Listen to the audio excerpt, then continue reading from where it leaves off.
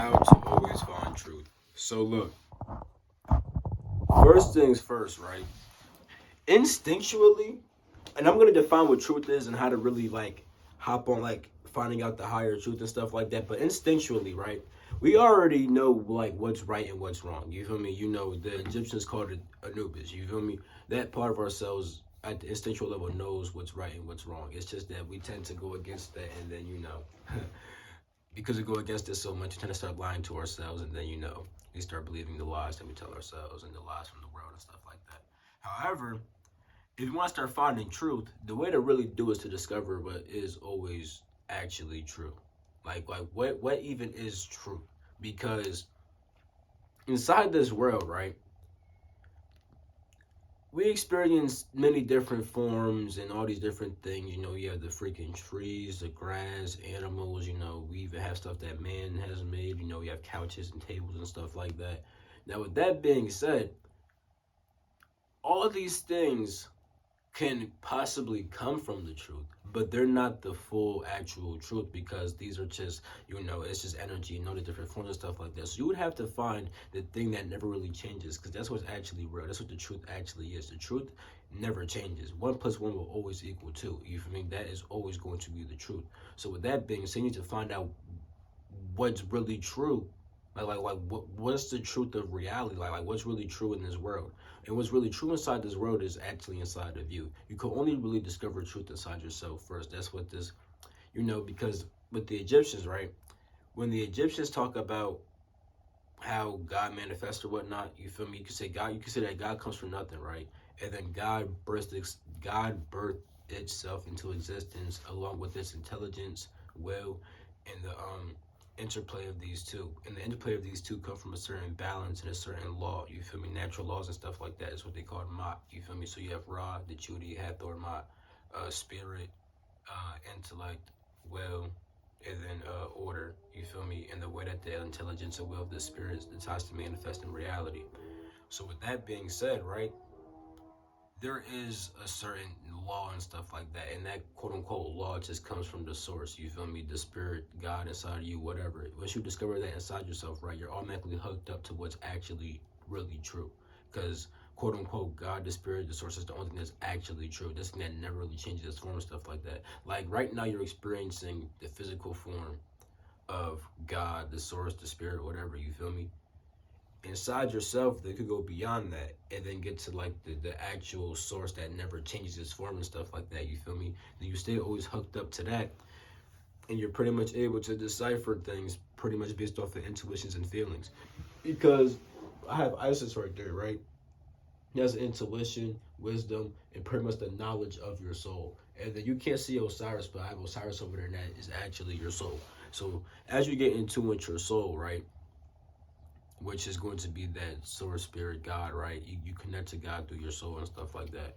As you do that, right, you start one obtaining the knowledge that your soul already has because you already know a lot of stuff from past lives and from being on this earth and observing everything. Like all your experiences you hold. Even if you don't remember certain things, you hold everything that you experience, you feel me?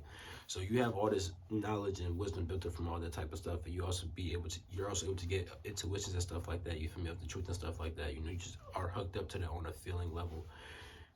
And as you pretty much connect more to God, you connect more to truth. And then you always get led to discover the truth and stuff like that. Now, in a conceptual way to say, like, that something is actually right or wrong, it's hard to do that because what someone else says is right, someone else may say is wrong. So conceptually, in that manner, there's no necessarily right or wrong in truth and not truth. But the thing is, there actually is truth. Like, yes, someone could believe that 1 plus 1 equals 3, but guess what? It doesn't. You feel me? So this is a solipsism, and I'm gonna make a video about that because I seen somebody talk heavily about that. You can Mark Passio went in on that, and I'm like, dang, that's a fact. You feel me? But I'm gonna make a video about that also. So there's that. People can believe what they want, but there actually is a truth. So on like some intellectual conceptual stuff, right? What you can do for your intellect is to actually read like books, reading knowledge. You feel me? Like it takes time, but doing actual research and reading is actually very, very, very helpful for your intellect because now it's like even though you can feel the truth inside yourself when you're hooked up to God, you can now actually explain it and articulate it and then like read it and be like, yeah, that's the truth. You feel me? And then for the more emotional aspect, that's how you devote yourself to God. Like prayer, right, is a constant communion between the higher parts of yourself. So if you're constantly asking to be in tune with the higher parts of yourself, right? You feel me? It could get to the point where you may pray for something that's selfish, right? Then you say the prayer, then you just feel dirty because you're like, dang, I don't even really need that because you're talking to the highest parts of yourself. And if you're actually in tune with that, you're going to know if what you're praying for is really, coming from your ego, from the highest aspect. And if it's coming from the highest aspect, you'll be in a communion with this higher part of yourself that's actually aligned with truth. So that's what that whole prayer thing is. And then, meditating on that actually inside yourself. You feel me? Whether you use it, whether you do it through an image at first, because that's what God's and Goddesses can help you do. You can focus on the God or Goddess, right? Build a certain feeling towards it, then go beyond the image. You feel me? You always go beyond the image, though. You feel me? You never get. You can also do it with Jesus Christ. You feel me? You can do it with anything. You feel me? Anything that you really feel drawn to, just always go beyond the image. You feel me? Because at the end of the day, what you feel and what you're communing with is not the image. It's what it symbolizes and represents. You feel me? So yeah, all that helps you get aligned with truth. But the simple way of putting it is to simply just say you need to align with the truth inside yourself. And you could do this by studying and reading and stuff like that, the proper knowledge and stuff like that. And it's gonna be, people could think that it's hard to find the truth and stuff like that, but it's like at the end of the day, you're gonna start knowing when what you're reading is BS if you hook up to the truth inside yourself. And then also on the emotional side, do prayer. You feel me? Actually commune with these higher parts of yourself. You feel me? Don't even ask for selfish things. Ask for understanding. Ask to actually receive truth. Actually commune to the higher parts of yourself. Because remember how I said you have that Anubis aspect that instinctually knows right from wrong? That builds into the Judy, which is intellect. You feel me? And then from intellect you get Sa, that's intellect power with feeling. And then from that you get to Isis, you feel me, intuition and stuff like that. And then from there you get to Unren Ra, the name of God, becoming one with God. Because they said that when you become one with God, you know the name of God. Because you feel me, when you have somebody's name, you technically know them, but God really has no name. So to actually know God's name, you have to become one with God to really know God. You feel me?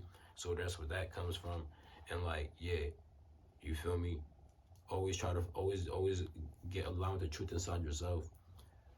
Study, research, take in information and knowledge. You feel me? Even if you're scared that what you're reading is false, right?